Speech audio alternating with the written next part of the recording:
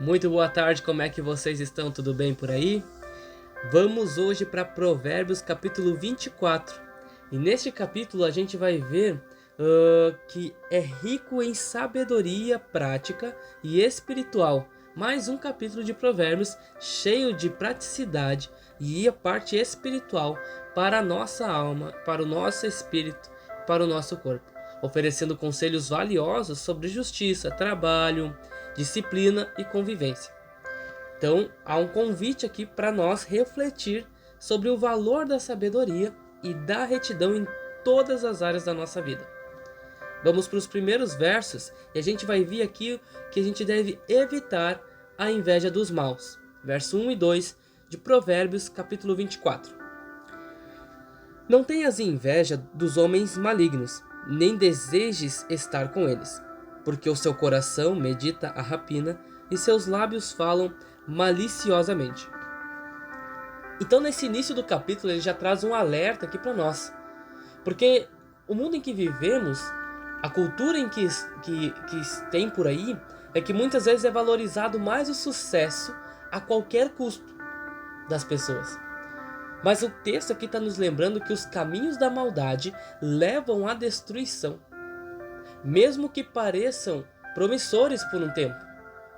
Dar aquele jeitinho brasileiro nas coisas para alcançar algo, mas o texto nos lembra que isso é um grande risco, nos leva à destruição, mesmo parecendo bom.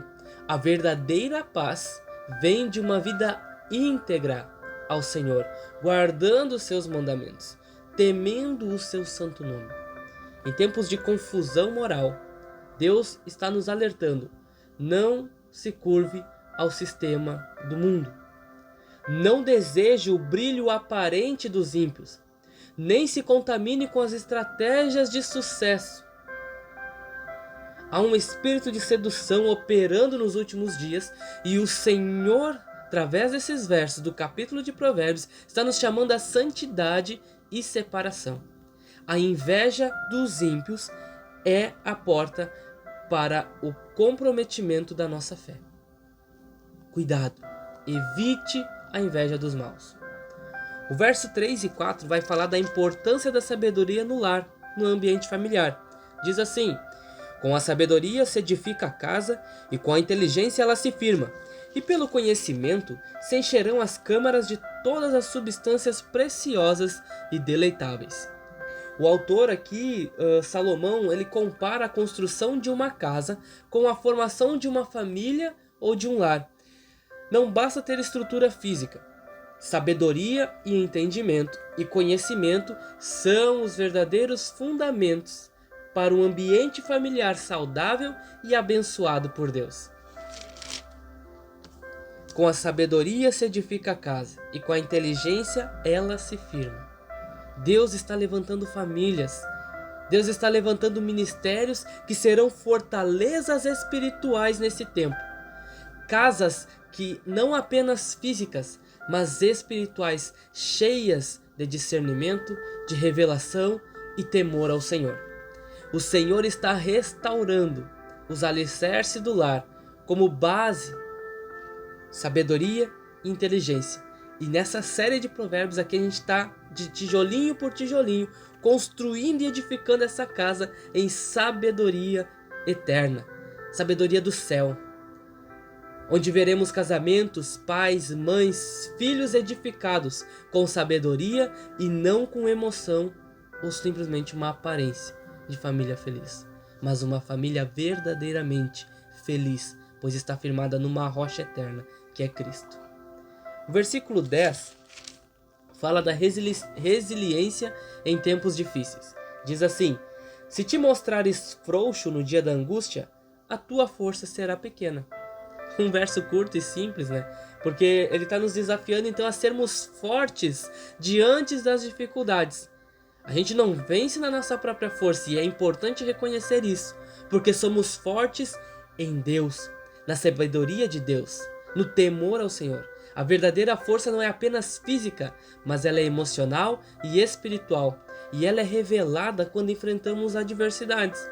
Ali somos forjados, ali somos fortalecidos, e esse é um convite que o verso 10 traz, que é a essa perseverança e fé no Senhor, no poder do Senhor, no nome de Deus, no nome de Cristo, de nos livrar, de nos guardar e nos fortalecer até que Ele venha.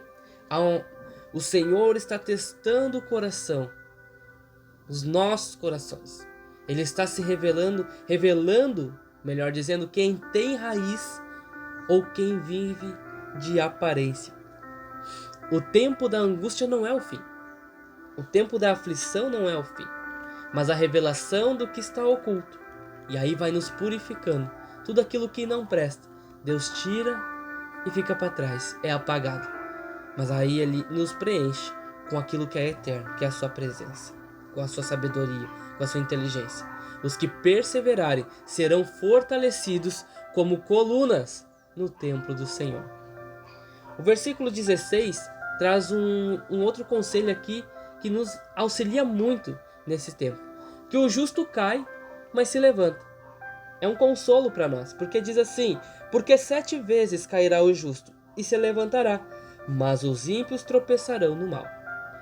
É um dos versículos mais reconfortantes para nós, porque nos lembra que a queda faz parte da vida, até mesmo das pessoas justas, até mesmo daqueles que seguem a Cristo, até mesmo que têm temor do Senhor. Nesse mundo em que vivemos, até que venha o que é perfeito, até que venha aquilo que é eterno, o novo céu e a nova terra, a gente vai cair. Mas a diferença está em que, mesmo caindo 7 vezes, o justo, ele se levantará. Com humildade, com fé e esperança.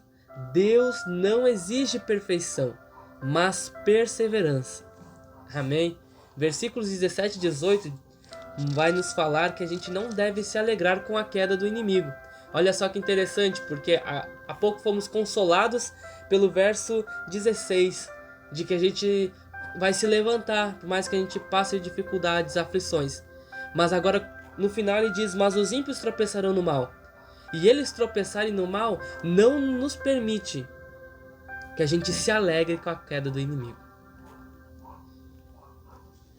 Versos 17 e 18 nos diz: quando cair o teu inimigo, não te alegres, nem quando tropeçar se regozije o teu coração, para que o Senhor isso não veja e seja mal aos seus olhos e desvie dele a sua ira. Até porque Deus também não se alegra com a destruição. E sabendo que uma parte da sua criação será destruída, Ele também sente essa perda. Mas Ele é justo e é sua justiça. Ele não volta atrás. Então, por mais que a gente caia, a gente tem a certeza que vamos nos levantar, sabendo que Deus nos fortalece. A gente tem esse temor do Senhor firme no nosso coração e convicto da esperança que há. Mas é triste de saber que muitas dessas pessoas que não têm temor a Deus, que não buscam mais a sabedoria, não buscam a Deus, não querem seguir o caminho de Cristo, receberão a sua recompensa, que será a morte eterna. Mas ao mesmo tempo Deus, ele se entristece também com isso. Não nos permite nos alegrar nesse sentido, porque há uma parte da criação que será destruída, mas também para que ele não desvie daqui a pouco a sua ira dele. Não desvie dele a sua ira. É um conselho que vai contra a natureza humana, porque não conseguimos entender isso de uma certa forma, porque ele é meu inimigo, ele está me afligindo, ele está em guerra contra mim. Mas que a gente muitas vezes tenta se vingar nesse sentido, né? E quando ele tropeça, quando o inimigo cai, a gente quer se alegrar. Mas o texto está nos mostrando o contrário. E Jesus Cristo muitas das vezes fez isso. Sempre demonstrou o contrário. Sempre se colocou em local de servo. Ele tinha um inimigo, um traidor junto a ele. Mas nunca se alegrou com a perda.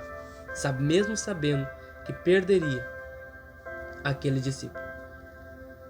Esse conselho vai contra a natureza humana, que muitas vezes tende a se vingar ou se alegrar com a desgraça alheia.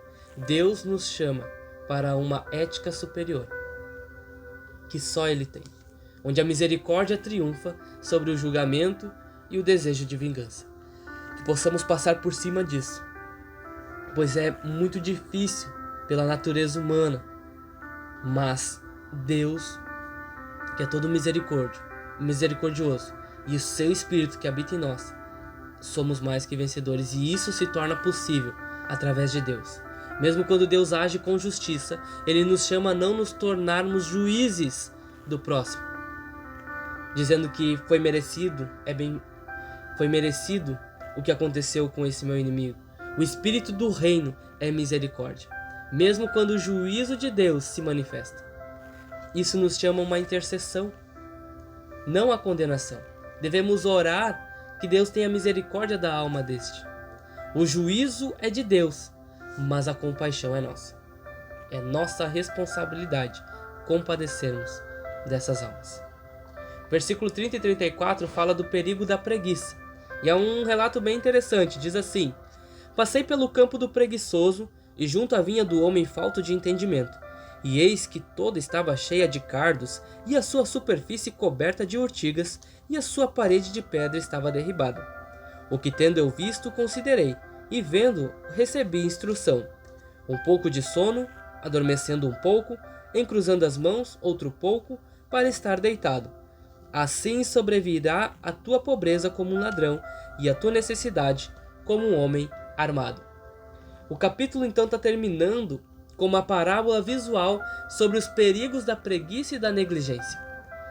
E ela nos convida então a ser diferentes, a ser diligentes, ao trabalho com propósito, a ter responsabilidade com os dons e oportunidades que recebemos na nossa vida.